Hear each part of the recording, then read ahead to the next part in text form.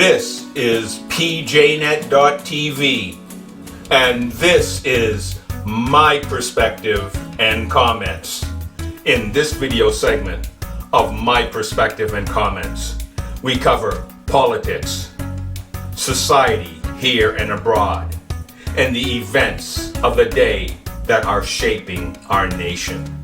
PJNET.TV, My Perspective and Comment, coming to you with a worldview, one nation under God.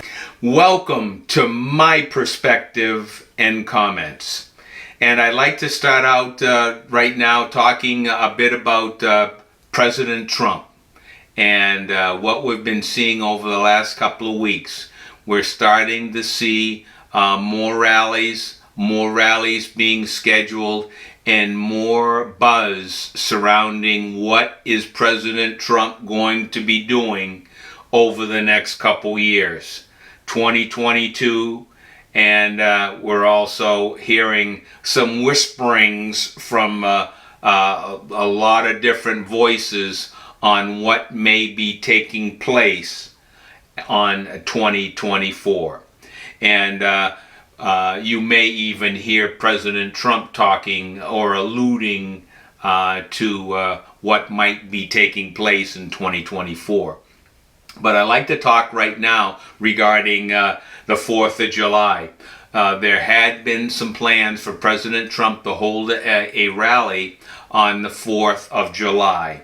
But that it was going to be held, it would be an Alabama Trump rally. And it's been canceled due to concerns that it would be too politically partisan, and so that has been canceled. But on July 3rd, President Trump will be holding a Save America rally in Sarasota, Florida. So I'm sure that that should be well attended, and it should be high energy, and I think we'll see a lot of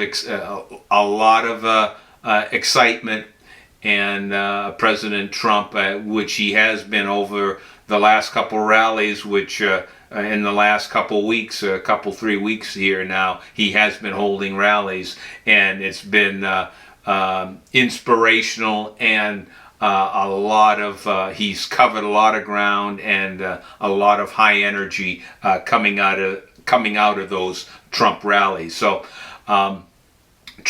President Trump is back, and more and more people are really starting to get engaged. And some of the messages that President Trump has been focusing on, obviously, what is Biden doing to our nation, and what isn't he doing for our nation. And President Trump has been hitting those issues: the border, our economy, the prospects for people getting back to work, or the disincentive to get back to work. And President Trump has been methodically hitting those areas where Joe Biden is the drag in America and hurting America right now. And President Trump has been highlighting those facts, and more people. It's so obvious what's been taking place since Joe Biden has been in office, and what they're seeing on the world stage, and what they're seeing with their own eyes. More and more people are starting to see that there's a disconnect when it comes to the guy in the White House right now, and is he up to the task? So again, President Trump's out there, high energy, and the contrast is so striking. Right now, President Trump is bringing a message of turning this nation around and looking at how we got here, why we're here right now. And it's been, and again, this is just the beginning. We're going to, I believe, we're going to be seeing these rallies throughout the year, and we'll be seeing in next year more rallies. And President Trump is now starting to talk about the current GOP leadership, and finally starting to talk about the rhinos that are in leadership right now. And there seems to be a turning of the corner when it comes to the Mitch McConnells and McCarthy's, and President Trump, I think, is finally realizing that they really haven't moved the political ball for President Trump when he was president, and that was quite obvious in his first year in office. Mitch McConnell and Paul Ryan were do nothing, and we obviously saw the health care debacle that the GOP had pushed forward, especially when you had Paul Ryan, Mitch McConnell, the GOP rhinos talking about repeal and replace of Obamacare, but they needed to have the House, Senate, and presidency. And what took place and what happened? Nothing. They did nothing about it when they had all three branches of the government. So, and again, that was under Paul Ryan and Mitch McConnell, and the tail end of we had McCarthy on board in that leadership. So I think right now there's a split that's taking place. I'm glad to see President Trump finally going to enough's enough with Mitch McConnell, and he's done some good things, but moving the ball forward, I believe we really do need new leadership. I'd like to talk Ron DeSantis. There was an interview maybe a week ago now with Mark Levin. Mark was interviewing Ron and had some pointed questions for Ron DeSantis regarding Joe Biden. Like, why won't Joe Biden enforce federal immigration laws? Or another question, why won't Joe Biden put in place policies that have an orderly way for people to apply to come to the United States? Questions like those. And Ron DeSantis had some pointed response when it comes to why he thinks the administration isn't moving forward in those areas.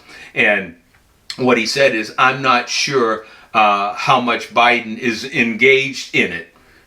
In other words, does he really know what's going on? But the people that are surrounding Joe Biden, that are advising him, it sure appears that there's an agenda on that wing of his White House, and it's really it sure looks like, and this is Ron DeSantis is pointing out, it sure looks like this group of people that are in the advisors for Joe Biden are all for open borders. And the way what you hear coming out of Joe Biden's mouth sure seems to point in that direction. I'd like to, as you may have noticed here, I switched. We didn't start out my perspective and comments regarding COVID. I think right now we've seen so much over the last year and a half, and people in America and the world are starting to realize and to start there's more and more coming out when it comes to COVID, that we have been sold a bill of goods, and over a year and a half, the rhetoric and the so-called experts have been pushing a narrative and pushing actions from the American people, and regarding lockdowns, regarding wearing masks, regarding distancing from each other and hiding from one another. And now we're seeing more and more studies like children, like taking a test of children masks, having the children give their masks to be tested, and they're seeing all kinds of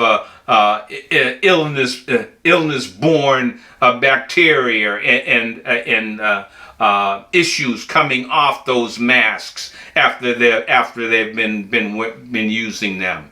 Very concerning, things that they would catch, sicknesses that they would get off those masks are alarming. And yet and still, there are many in many communities that want to still keep our kids masked up in school.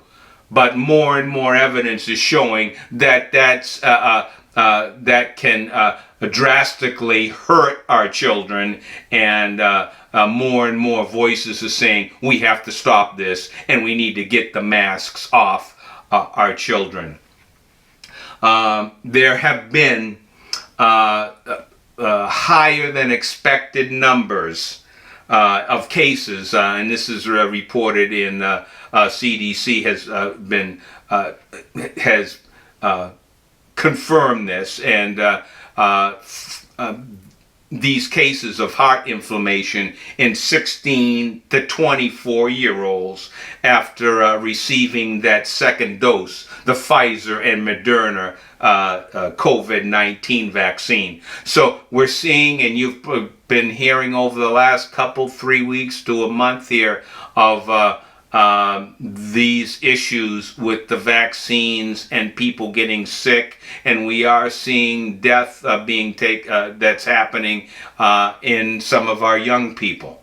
So that is a concern, and there are countries right now that are even talking about discontinuing giving the shots to our young people. In some other countries right now, they're going and they're looking at that, and I believe that there's a couple of countries right now that have said, no, we're not, this age group, we're not going to be initiating these vaccines.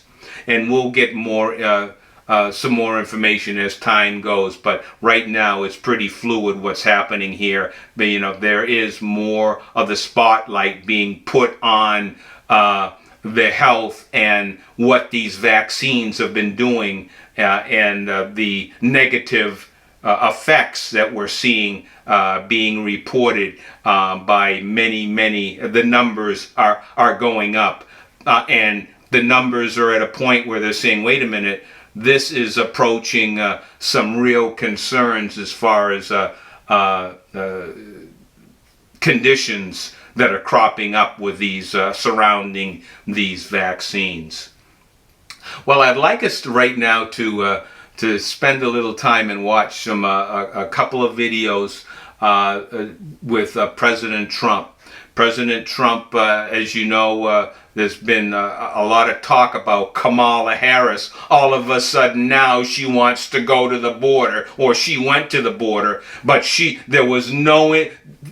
had no problem staying away from the border. But it took President Trump to come up and say, I'm going to the border. I've been invited by Greg Abbott, governor there in Texas, and I'm going to the border. Then all of a sudden, Kamala couldn't get there quick enough to have her photo op. Well, President Trump did arrive there and toured the area there on the border, and he and Governor Abbott spoke. And there's highlighting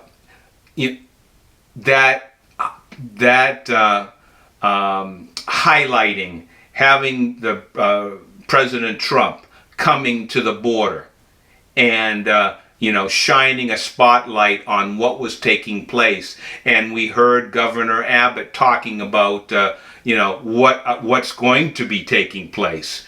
They're not going to leave it up to Biden to leave them vulnerable. There's things that states can do, and they are doing, and this was highlighted with this visit from President Trump. You'll hear what they're actually going to be doing to get a handle on this and say, we know that this president has no clue and will not help us protect our citizens and protect the innocent population here in the States. And they've highlighted the fact that coming across the border, criminals, rapists, drug dealers, sex traffickers, you name it, you name the crime, and that's what we're seeing coming across the border. So we're going to again, see President Trump touring the border. We're also going to hear from Laura Trump talking about what her father-in-law will be maybe up to in the next couple years, and might there be some announcement from President Trump regarding that. And she's got some pointed topics and concerns regarding the guy in the White House right now and what he hasn't been doing and what he's allowing take place in our country, and the negative effects that we have been seeing surrounding this Biden so-called presidency. So take a look at a couple of videos here. President Trump with Governor Abbott and looking at what's been taking place at the border, and followed up with Laura Trump talking about what we may see in 2022 and 2024. Take a look.